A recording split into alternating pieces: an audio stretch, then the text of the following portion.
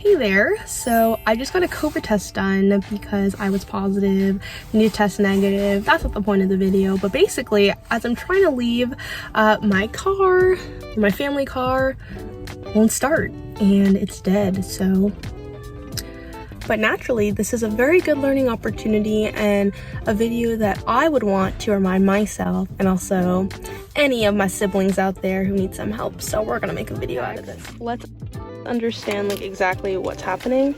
So I put my key in the ignition. You see it's not making the engine noise. Wait, but for context, let's compare this to the sound of a normal car engine. And as a reminder, this was my car. In the ignition, you see it's not making the. Okay, now we may proceed. But ultimately, I'm not a car mechanic and I don't really know what I'm doing, and in those situations, besides referring to your parents, you also want to trust in the beautiful power of the internet and look things up, which I'm doing right now.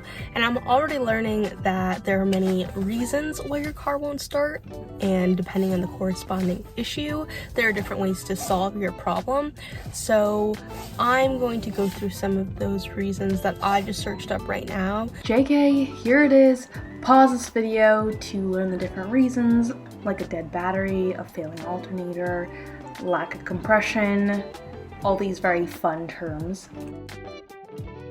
Ultimately for me, my car battery was dead, and thank you to my dad who came to save the day and show me how to jumpstart a car for the first time. We're also now entering the voiceover mode of this video. So step one is pop open that hood of your car.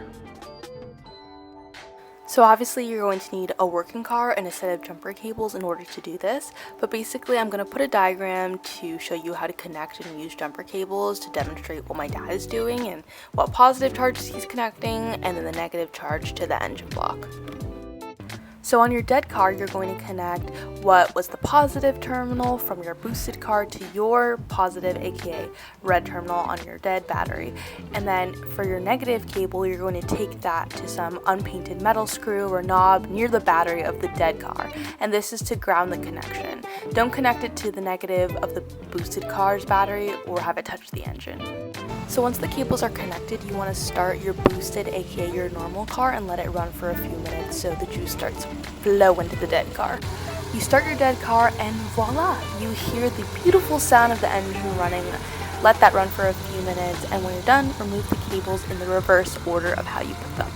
And of course, you need to pop your hood back down so you can actually drive your car away, and you're ready to go. And I was personally extra excited about this because it meant that I could go home and eat some fried rice and bubble tea for lunch.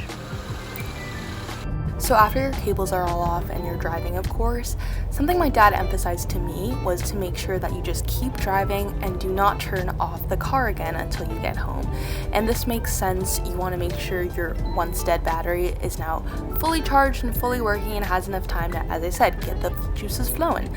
So my dad really emphasized that to me, so I'm really going to emphasize that to you as you drive and get to whatever destination you need to be at. We made it back home. Hello car. And hello car that saved us.